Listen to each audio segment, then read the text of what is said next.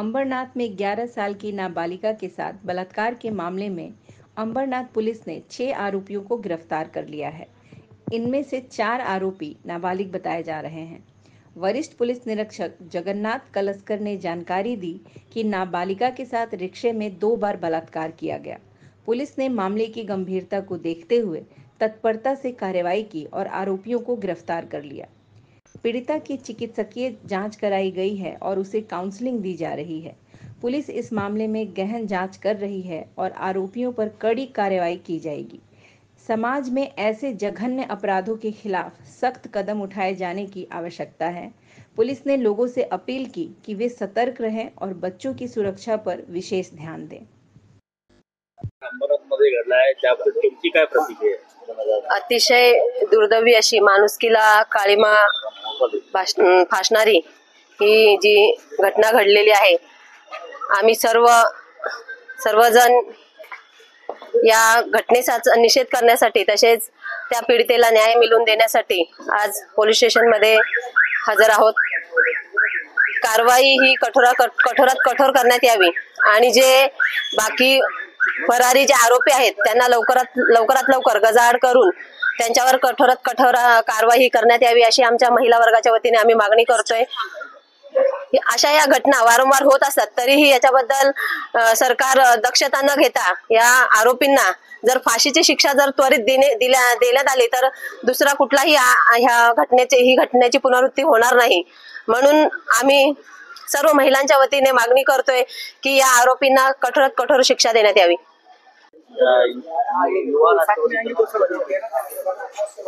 माहिती मिळाल्यानुसार आमचे राष्ट्रवादी विद्यार्थी काँग्रेसचे अरबाज कुरेशी हे अंबरनाथचे शहराध्यक्ष यांनी या सदर प्रकरणाचा मागोवा ठेवत आयुक्त आपल्या वरिष्ठांशी बोलणी करून आमच्या सर्वांना ही माहिती दिली की अंबरनाथ शहरामध्ये एका 10 वर्षाच्या मुलीवर पाशवी बलात्कार झालेला आहे आणि ती अत्यंत दुर्दैवी घटना आहे आणि राज्यात सातत्याने या घटना घडत आहेत। काही दिवसांपूर्वी ठाण्यामध्ये पण अशी घटना घडली, मुलीवर बलात्कार झाला। त्यामुळे बलात्कार करणाऱ्या आरोपीचा जात धर्म नसतो, कोणता पक्ष नसतो। पण या अंबरनाथच्या घटनेने असं माहिती मिळाली आहे का काही 6 आरोपी आणि मुलीच्या सांगण्याप्रमाणे 9 आरोपी आहेत काहीतरी, त्यातले 6 आरोपी अटक झालेले आहेत आणि उर्वरित 3 आरोपी यांना कोणता तरी राजकीय हस्तक्षेप असल्याचं माहिती मिळत आहे।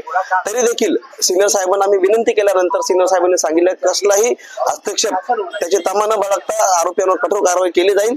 सांगणं एवढंच आहे की या सरकारमध्ये नेमके चाललंय काय, गृहमंत्री करतायत का, सातत्याने बलात्काराच्या घटना घडत आहेत, गृहमंत्री कुठे आहेत, राज्य सरकार काय करत आहे, हा प्रश्न अनुत्तरित आहे। त्या प्रश्नाला उत्तर कधी मिळेल याचीच आम्ही सर्व राष्ट्रवादीच्या वतीने आम्ही इथे आलो आणि त्या प्रश्नाला वाचा फोडण्याचा प्रयत्न केला आणि त्या पीडितेला न्याय मिळावा अशी आम्ही या ठिकाणी मागणी केलेली आहे।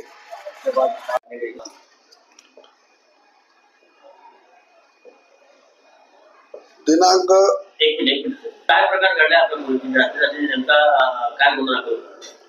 दिनांक 13/7/2024 रोजी अंबरनाथ पोलीस स्टेशनला गुन्हा रजिस्टर नंबर 10/28/2024 भारतीय न्याय संहिता कलम 64(2) I 65(2) 70(2) 351(2) सह पोक्सो कलम कायदा 4, 6, 8, 10 प्रमाणे फिर्यादीच्या तक्रारीवरून गुन्हा दाखल करण्यात आलेला आहे।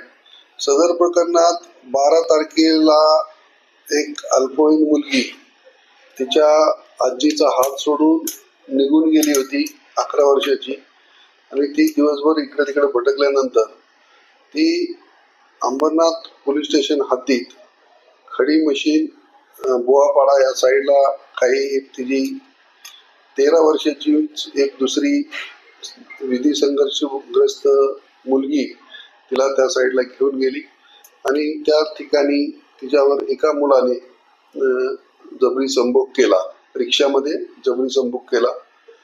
सदर प्रकरणी अंबरनाथ पोलीस स्टेशनला तिच्या वडिलांनी मुलगी आईचा हात सोडून निघून गेल्याबाबत सांगितलं असता अंबरनाथ पोलीस स्टेशनच्या अधिकारी अंमलदार यांनी तात्काळ त्या मुलीचा शोधाशोध केला।